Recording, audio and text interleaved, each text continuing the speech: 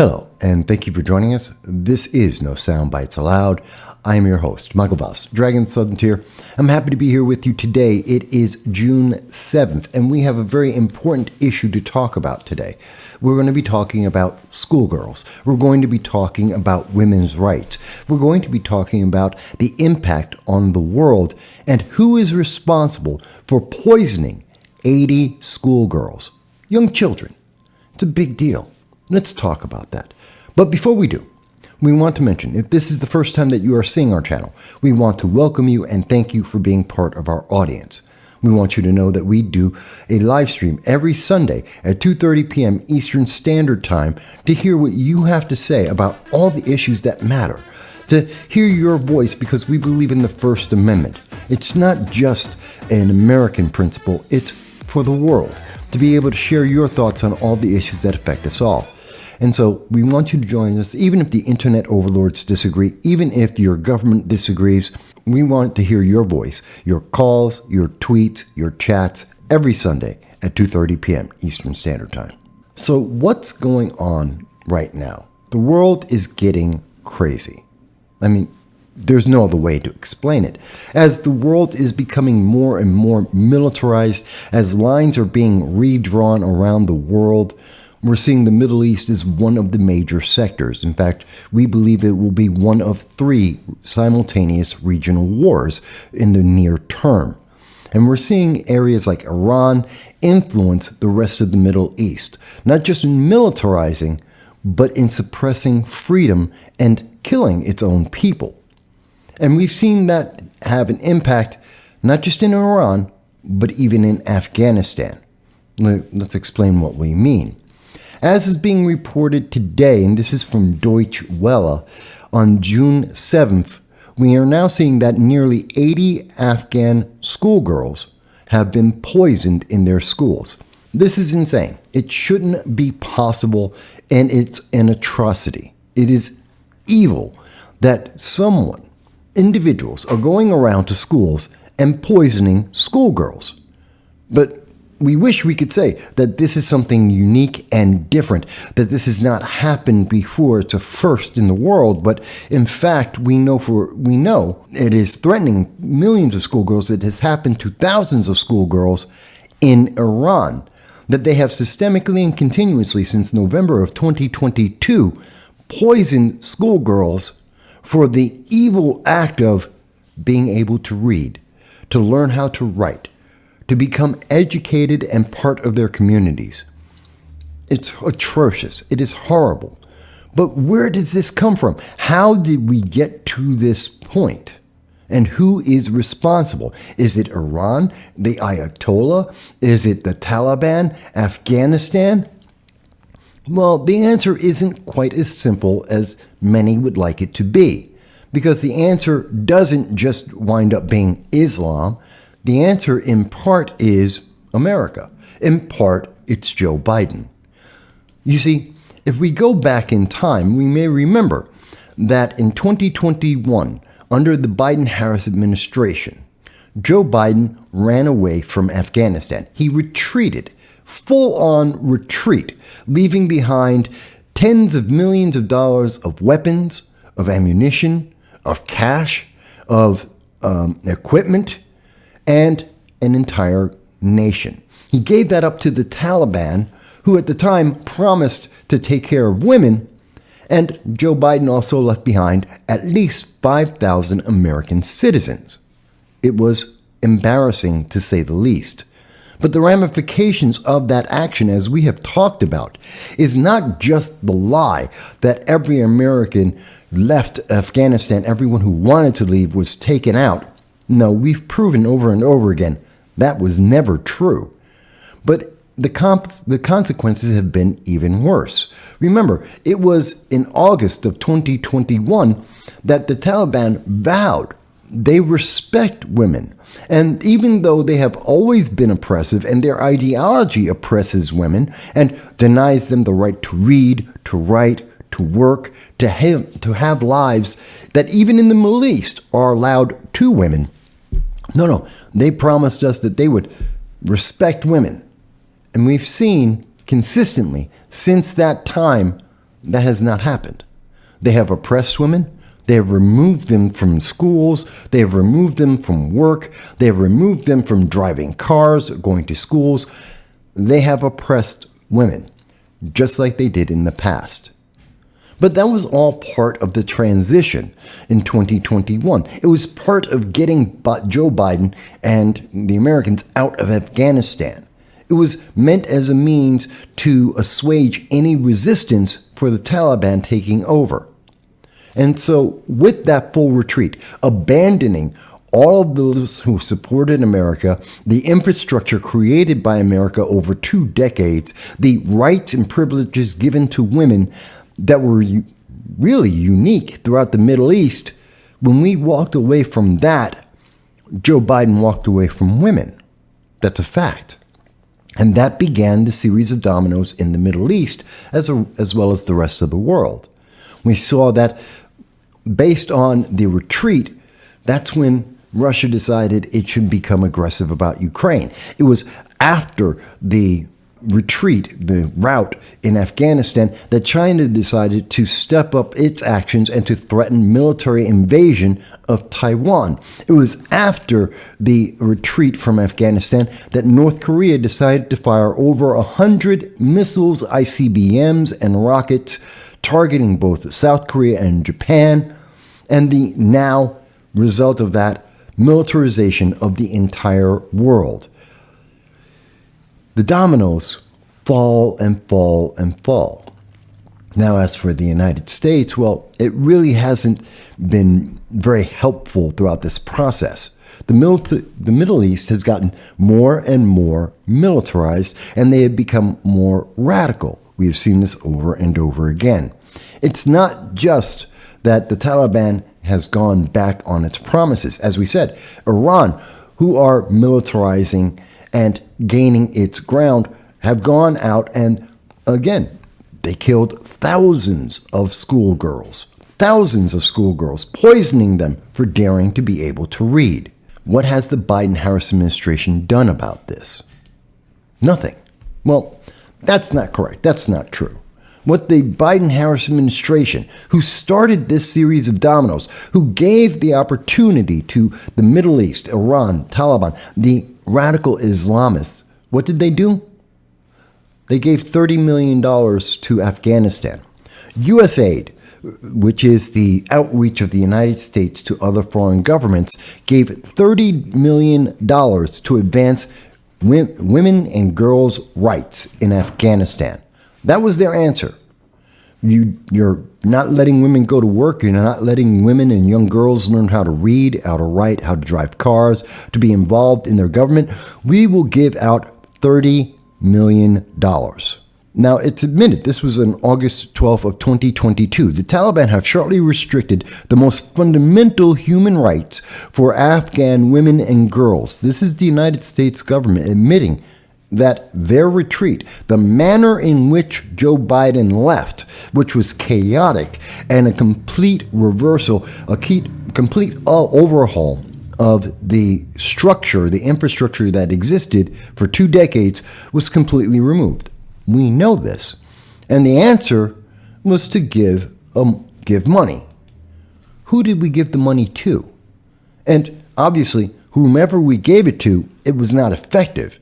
Because we know as a fact, it has not helped women or young girls in Afghanistan or any of the Middle East.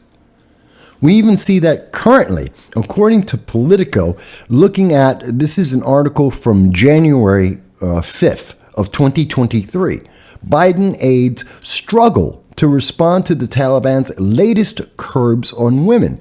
The administration has limited leverage and restricted contact with the Islamist rulers of the Taliban. It goes even further in the article. It states, White House National Security spokesperson Adrienne Watson dismissed the idea that Biden was disengaged on the topic. They say that Biden is involved, that the United States is paying attention. She pointed to his mentioning the repression of Afghan women and girls during his speech last September to the United Nations General Assembly. So in 2023, the example of the United States, the Biden-Harris administration, defending women in January 2023 is to look backwards in time, going back 3-4 months to September of 2022 when there was a speech. That's what's supposed to protect women. Biden gave a speech in the UN. That's the support of women and women's rights. I don't think that's what the left would call support. I don't believe that the left, the progressive wing of Democrats, would really think that that's helping women in a substantive manner. But to continue, quote, as soon as the Taliban announced additional restrictive measures, not just to start them, but additional measures, the president directed his team to quickly access the implications for our assistance programs and coordinate with partners to make clear to the Taliban that they will only further be isolated from the world and not get the legitimacy they want, even though they got $30 million. $30 million that was injected into Iran, into that economy, into that region of the world. In fact, according to that same Politico article, what we can see is that there is a problem within the Biden-Harris administration. They're conflicting against themselves.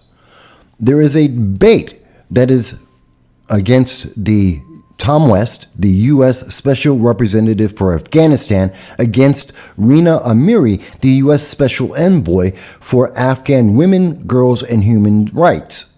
West is wary of going too far in isolating the Taliban, with whom the U.S. tries to cooperate on counterterrorism, while Amiri wants to get tougher on them as they try to erase women from public life. I want to be very clear on that. So the Biden administration that ran away from the Taliban, that abandoned 5,000 Americans, some of whom are being captured by ISIS and Al-Qaeda. We know that at least 100 Americans have been captured, more than Biden even says exists in Afghanistan at this moment. But the Biden administration is continuing to work with Afghanistan, working with the Taliban. And that is taking supremacy, apparently, over women's rights, something that the Biden administration continues to proclaim as being one of its major issues domestically in the United States and theoretically around the world. While insisting that the Taliban will face consequences, a State Department spokesperson on Thursday downplayed claims of differences between the West and Amiri. In the latest deliberations, Tom and Rihanna have been of similar mind, in the same camp advocating for similar accountability mechanisms, but the spokesperson would not describe the mechanisms being discussed or how far each official wanted to go. Nearly 18 months after the U.S. military left and the Taliban took charge, Afghanistan's deepening misery is a growing blight on President Joe Biden's human rights records. This is a failure of human rights. This is a failure of administration policy. This is a failure of focus. And that all these failures have combined to enable the very worst to happen. It is because of these failures, these weak sanctions, this mixed message of cooperation and funding and yet also denouncement that has allowed Iran to gain a stronger military, to be able to oppress its people, and by that example, to spread that message across the world. This is devastating. And we know that everyone in the world sees this as a failure. Even the Atlantic Council on May 22nd of 2023 stated the State Department is fumbling its approach to Iran, that the people of Iran have spoken out on Twitter, on Instagram, and they have been denouncing the Biden-Harris administration. They have been angry that the United States has done little, if nothing, that they have mixed messages going out, where they are claiming to have strong sanctions and defending women, and yet on social media, in the access points that most Iranians are able to access, they have a weak statement that does not connect to any of the real world issues that are ongoing. Let's think about this, because it's very important to understand how this is all connecting. The United States, our colleges, while they are spouting that they believe in women's rights, as they are spouting this intersectionality and gender identity politics, those very same colleges, like the New York's CUNY Law School, is promoting individuals throughout the system that are anti-Semitic, that are actually pushing the very repressions that we see resulting in the death of young schoolgirls in the Middle East.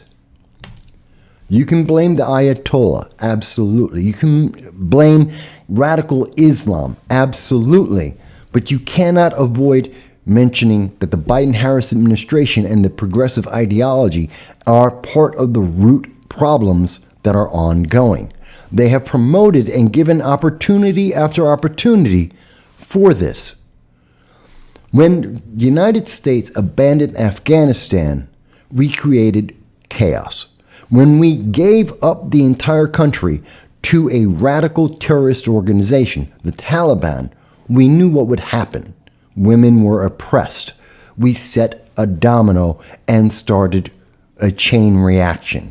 Iran saw this, saw that the Biden-Harris administration is weak and would do nothing about it. They watched what happened in Ukraine with Russia. They watched China threaten Taiwan without any significant action by the Biden-Harris administration, and they decided to go further, oppressing their own people as well as increasing their influence throughout the Middle East. At least some of those individuals, of those ideologies, were influenced in Afghanistan, where radical Islamists are in control. Those same kind of radical Islamists that are in control in Iran. And if Iran believes that their version of Islam is to oppress women and to punish them with death for daring to read, at least some of those similar adherents to that radical view of Islam would take the same opinion and the same actions in Afghanistan, if not the rest of the Middle East. So when we look at this, we only have one conclusion. Yes, Iran is part of the problem, and they are promoting an ideology that is being adopted throughout the Middle East. And we're seeing that in Afghanistan. And God help us, we may see it in many, many other places that already repress women on a severe level. So there is that problem from Iran and the radical Islamists there. But that's not the end nor the beginning of it. We are seeing that in Afghanistan, which is a direct consequence of the Biden-Harris administration and its lack of international policy, its failure to stand up for American citizens or people around the world, the idea of freedom for everyone. And that part of the accountability cannot be understated, because the impact is international. The world is watching. We strongly believe, that if the United States had strong leaders and took strong positions with a clear message, not a mixed message of social media being wishy-washy, but promising to do something and yet giving away money that winds up being ineffective, and women's rights continue to be removed, eliminated, even at the point of death to children, then we are in a manner softly advocating for this repression of women and women's rights and the lives of children. It isn't hard to see the dominoes. It isn't hard to see how each action is interacting with each other, leading to further repression and further problems. Where are the progressive women, the feminists, the intersectionalists that are supposed to be defending women's rights around the world? Why have they not spoken up? Why have they not demanded more action from the Biden-Harris administration? Why have the news media, CNN, MSNBC, ABC, CBS, why have they not covered this in detail? Why are they not asking questions of the Biden-Harris administration on what they can do, what pressure is being put forth? Because no one wants to talk about it.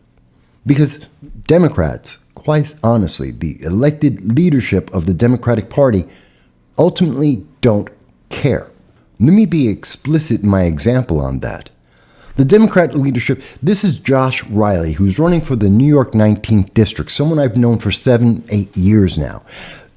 He is a Democrat running for elected office in 2024, and his argument is abortion rights are on the ballot next year. Republicans are pushing for a nationwide ban that would outlaw abortion even here in New York, which there is no evidence of. When we win, we will codify women's rights into federal law. Well, the answer that we had is, if this is so dangerous and likely, why didn't Democrats pass a law in the last 40 years to codify that? Why not at any point in 2022, when Democrats had the power and all opportunity, why didn't they pass a single law? Because like with student loans and what's happening overseas with women's rights, the Democrats don't care. They really just want the votes and they want power. It is a cheap emotional manipulation to support you. On each and every one of these issues, we have seen repeatedly, over and over again, Democrats want the argument. They want to say that they are the champion of women and minorities, that they are going to stand and help those who are downtrodden. And when it comes time to actually stand up and be accountable, they do nothing. They allow the problem to continue. They do not exert the pressure and power that they have available to them because the problem is better than the solution. The problem allows them to get donations and votes and maintain power, rather than having a solution and people going on to the next problem. It's that simple.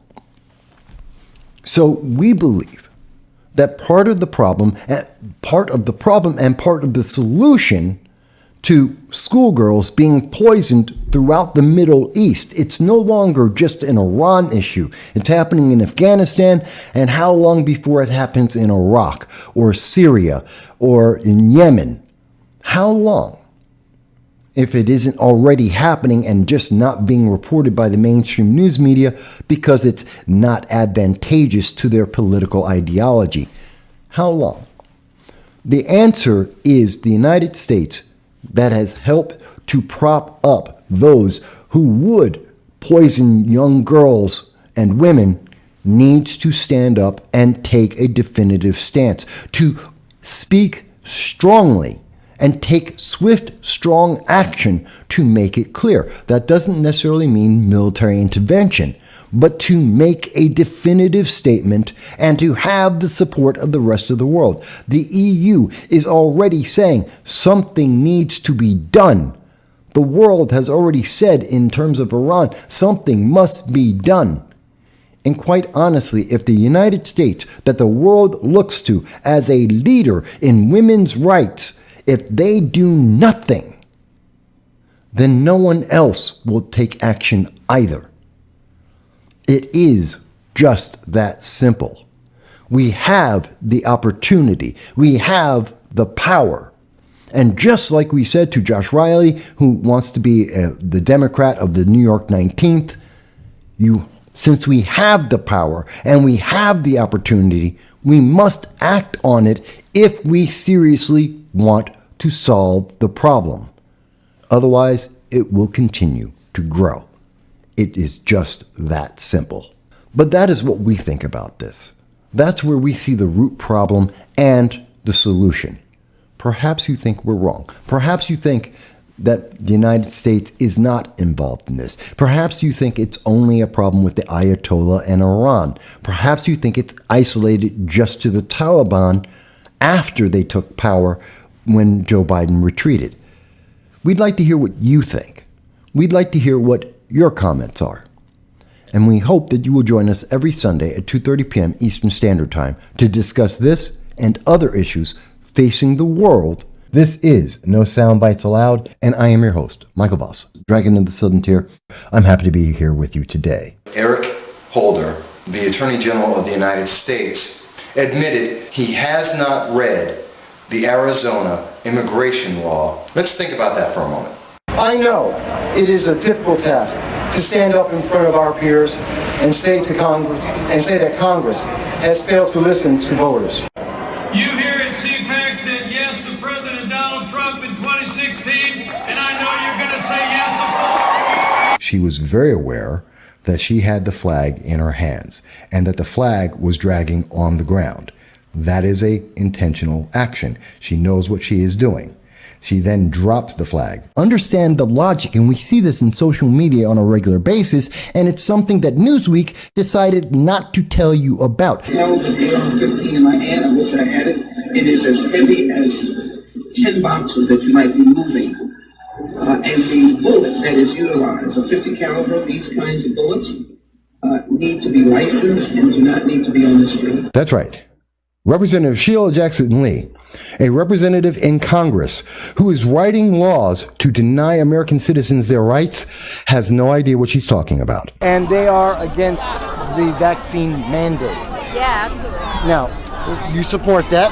We shouldn't have any problem in meeting that error rate, because last time I checked, there were not a lot of planes crashing into each other at airports, right? You can meet a very, very stringent accuracy rate when it's important, when it matters, like in federal elections. No one wants to point out the quote from Joe Biden where he is admitting that he is willing to lie to the American people.